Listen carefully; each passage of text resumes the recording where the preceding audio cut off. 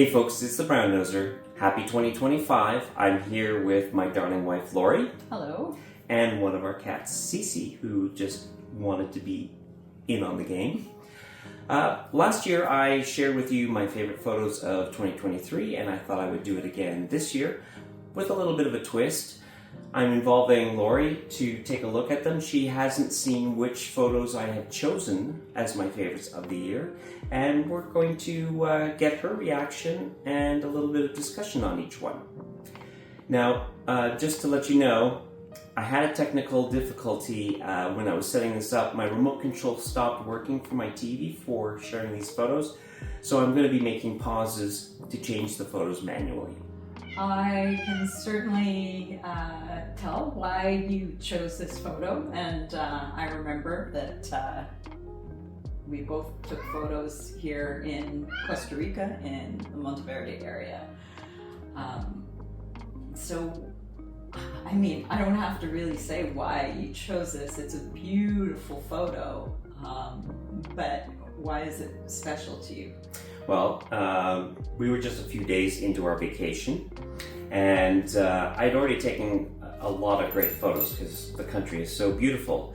But on this day, it was a very long day. We had been hiking through the Cloud Mountains.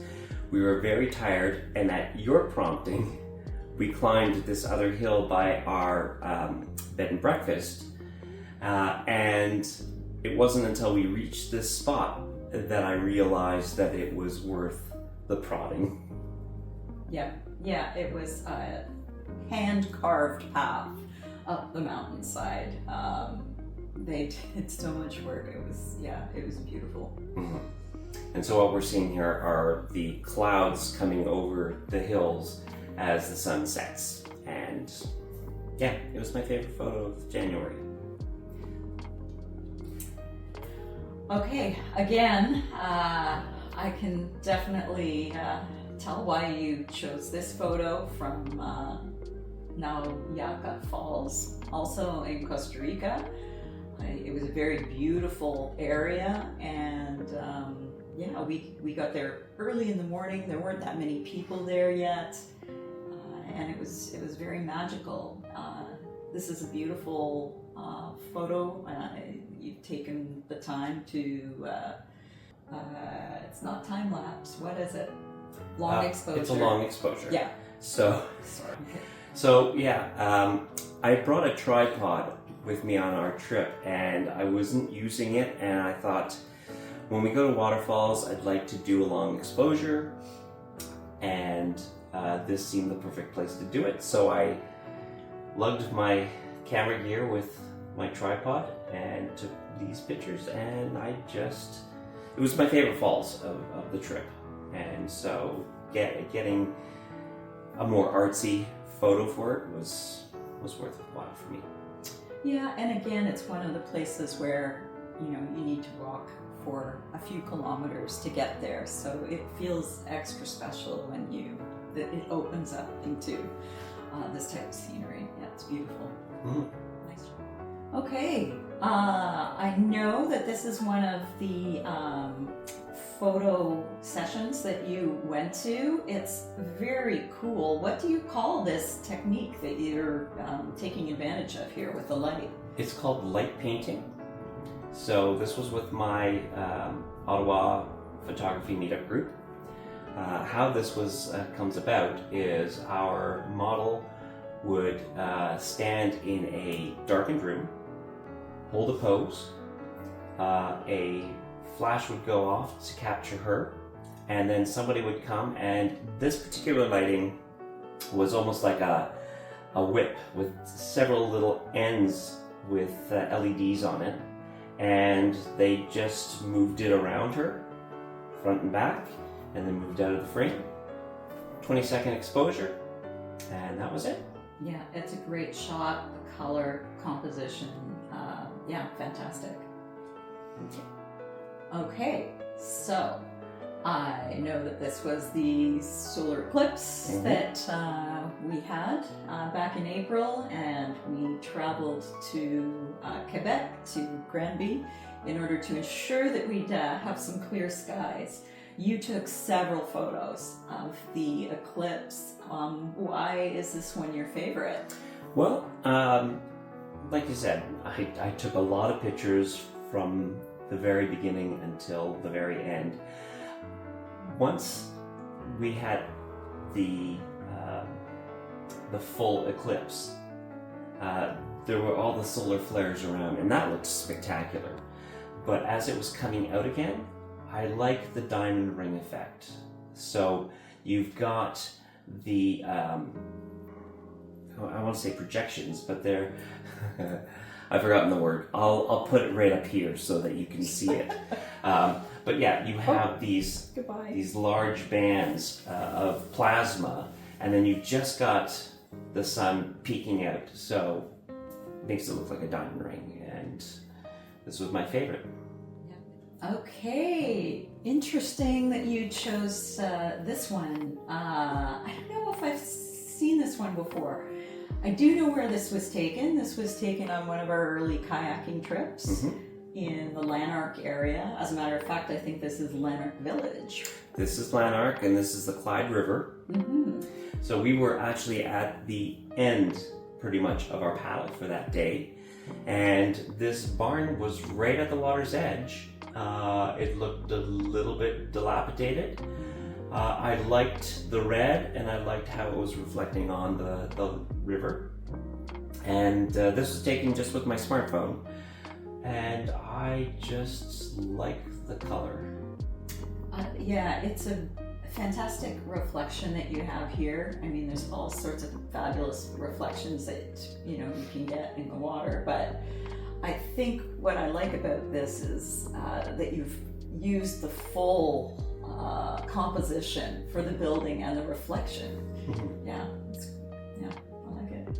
Good, thank you.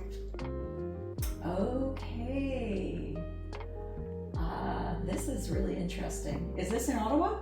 This is in Ottawa. Yeah. This is on Wellington Street. That is the Bank of Canada building.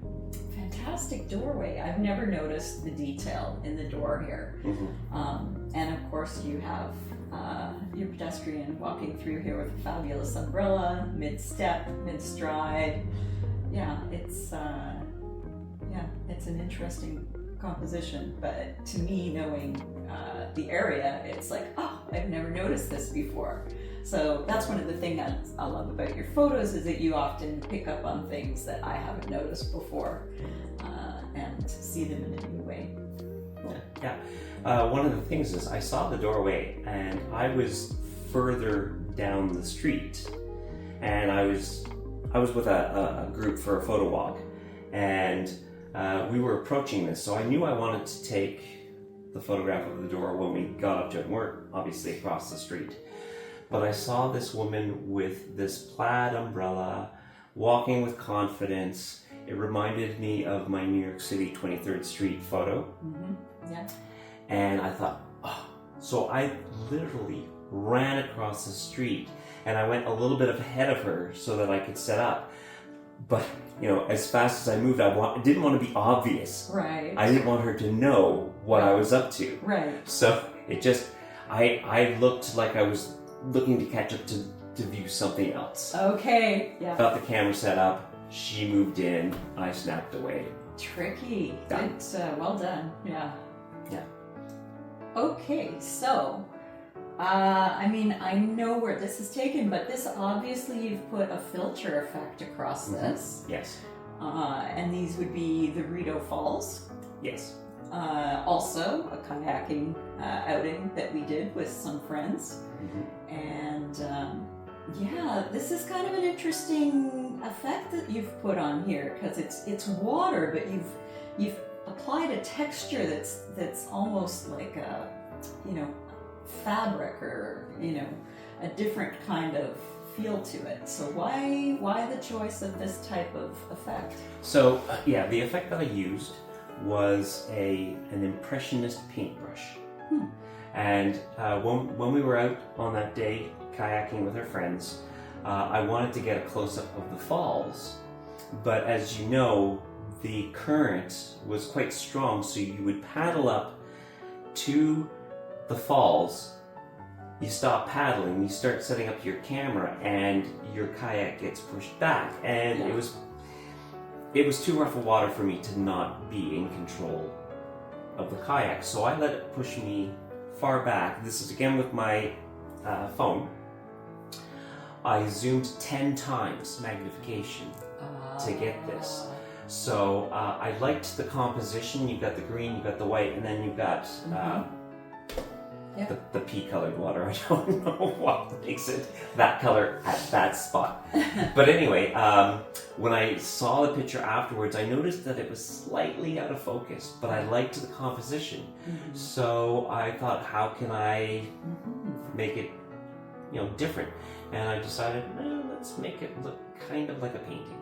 Yeah, I like the fact that you made it look like a painting. I still like it looks fuzzy, like it looks like a fuzzy blanket. I kind of want to touch it. A little something on there. Okay, August photo. This is so much fun. Yeah, I mean, August is definitely, the time for local fairs, with that coming from the tradition of the agricultural fair. And I really love the colors in this shot, the vibrancy, the motion. It's, kind of that perfect night at the fair shot. So again, you probably took a number of photos at this event. So why did you choose this particular one over some of the other ones that you took, and where was this taken? Okay, so this was at the Capitol Fair in the south of Ottawa, near the Rideau Raceway. And I was actually there for a model shoot. We had a couple, they were both models, and the theme was to make it a date night. So we took all kinds of photos of these two doing various things, having cotton candy and doing some of the games on the midway, standing near the rides. And those were interesting, but throughout the time that we were wandering around the grounds, I wanted to capture a little bit of a long exposure with the Ferris wheel. And I do have one where they're standing in front. I just wanted to get the Ferris wheel. So it was after we all said our goodbyes, and I thought, I'm going to stick around a little bit longer. And I did this composition, and this part here, it was trickier to get, because you see these points here, but there were so many times, because the lights are moving around, where they were off center. Okay. Or you wouldn't get the point. So I just persevered until I got the effect. I probably shot about 20. Wow. This is, it's a fantastic shot. Okay, so again, I know this spot. This is in Britannia area. Andrew Park. Yeah, along the Ottawa River. And this is a beautiful little feature that's kind of out as you walk towards the point out in the park. And it makes a fantastic foreground for sunsets, which are particularly lovely in this area. So you have quite a few photos you've taken of this particular structure at different times of day and night. So why this one? So Andrew Hayden Park is one of my favorite places to go out and take photos, especially at sunset. This photo kind of came by accident, because I had met some friends for dinner, and I was heading home, and I noticed we were going to have a nice sunset. So it's like, I'm close to Andrew Hayden Park. I'll go out there. I only had my phone on me, and I just liked the lighting. Now, of course, you can tell that this has been a little bit manipulated to get a little bit more blue. But yeah, I just kind of like the color and the overall effect. So this would have been backlit quite a bit. So was it just like, did you just have to change the shadows, like take the shadows down in order to get this beautiful blue and show some of the texture here? Or did you need to do other types of processing? Well, it was a little bit tricky because I wanted the colors of the sunset, and in the photos that I'm showing on the screen, the colors are probably more vibrant than what the TV is giving. I liked the belt of Venus going around, but I did have to bring up the fill flash in post-processing to get more of that. Okay. And then some white balance adjustments. Yeah, the colors are gorgeous, worked out very well. Now, you were here when I took this picture. Okay, so I have very similar photos in this case, but yeah, of course, we had this gorgeous Northern Lights display back in October, and as many people figured out, what you saw in the night sky with the naked eye was very different from what you would see when you took your photographs.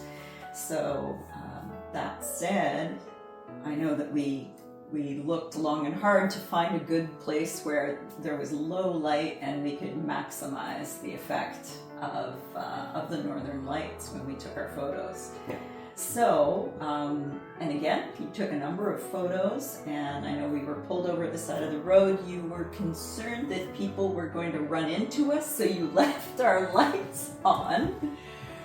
And that's why you get the red here. So, yeah, so why did you choose this one? Why is this one your favorite? I mean, I love the color display here, but yeah. So, yeah, as you said, we took many, many shots. But what I had noticed, even without the enhancement of what the sensor on the camera picks up, and this was also shot with my smartphone, even though I had my DSLR and a tripod in the trunk, I just decided to use that. Yeah, it looks like it's handheld because of the, it's not completely clear, right? So yeah, the sharpness wasn't as much my issue as getting those colors. And I noticed, even with the naked eye, that our taillights were being lit up on the road. And because I took a couple of other shots first and I could see the red coming down this way, I thought with leading lines, and you also have a painted line on the road, so there's another leading line. There's the nice red here that kind of comes in with the red of the actual sky. It's more the color than the composition. Mm-hmm. Mm-hmm. I mean, it's the composition with the leading lines, but more than getting a really tack sharp photo. I liked this. I was almost tempted to take the power line out of the shot in post-processing, but well, like you say, you have a line here, you have the line here, and I mean the lights, regardless of whether you're going to have a tripod or not, are going to be soft because they're constantly changing. So yeah, it works. Yeah.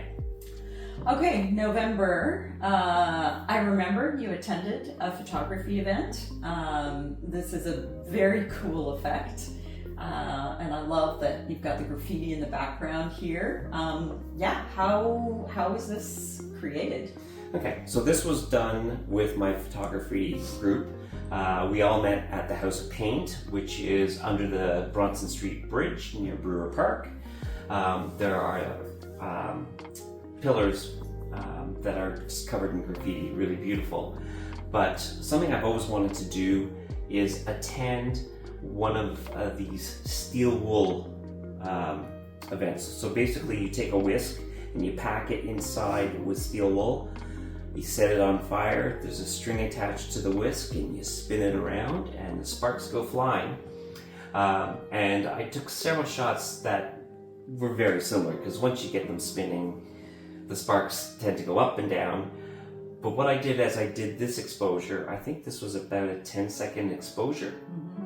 I zoomed the lens, so that's the circle just coming out more and creating almost like a tunnel effect. I was going to ask you if the person was like moving back or forward, but no. It's a zoom effect. And you can see there's the person in the shot, but with the zoom, and I I paused because you can see the original circle and the end circle are brighter than the other ones. Right. So I got exposure here for them being small and exposure here for them being larger. Very cool. Yeah. So I have a little bit of a cheat on the next photo because I said I wanted to just show one photo from each month, but I was conflicted because this was shot on the first day of November, and then I did something else where I took more photos, and there was a photo that kind of stood out, and I was like, oh, I really like that. And I didn't really have anything planned for December. Right. So I thought, I'll put 2 in November. So we're going to see what that is. Okay, I have not seen this one at all before. Okay, so this again must be one of the model shoots that you attended, and I have no idea. Is this just a background? What is this? So this was one of the projection meetups. So our model was in a dark room illuminated only by a projector that showed a pattern. And last year, with my favorite photos of the year, I had a similar picture. Hello, pussycat. We're gonna move you here. Say hi. I did a shot where it was on the model, and so she's surrounded in darkness, and the pattern was lit up on her. This time, the model is out of my frame, and I'm focused on the backdrop, and this is just her shadow. Oh, okay. It's a shadow. Okay. It's her shadow. That's kind of cool. And I liked the black and white stripes and kind of geometric patterns, and she's making a bit of angles with that. She'd never actually done one of these projection workshops before. This is Montreal model Jay Ban, who I've worked with before, and it was just a fun shoot.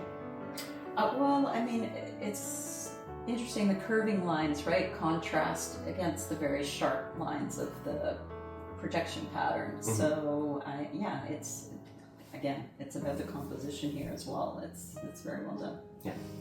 So I had 2 for November, and I wasn't going to have one for December until today. Okay, so this he literally took today on our way home from lunch.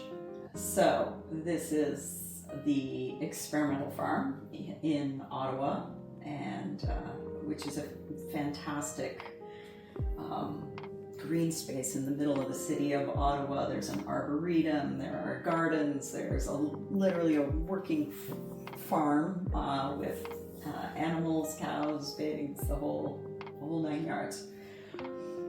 This treatment is very interesting.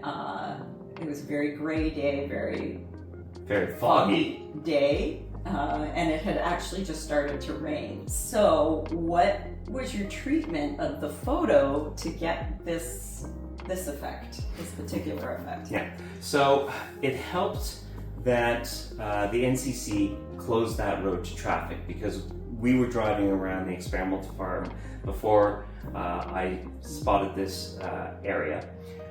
So all the roads where I was looking to take pictures had been plowed and salted, and so you could see the road. This was covered in snow, and it was a very thick fog. So when I took this picture, I overexposed it by a full stop.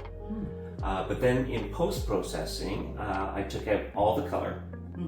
I put in a fill flash to lighten up the center to make the fog stand out even more.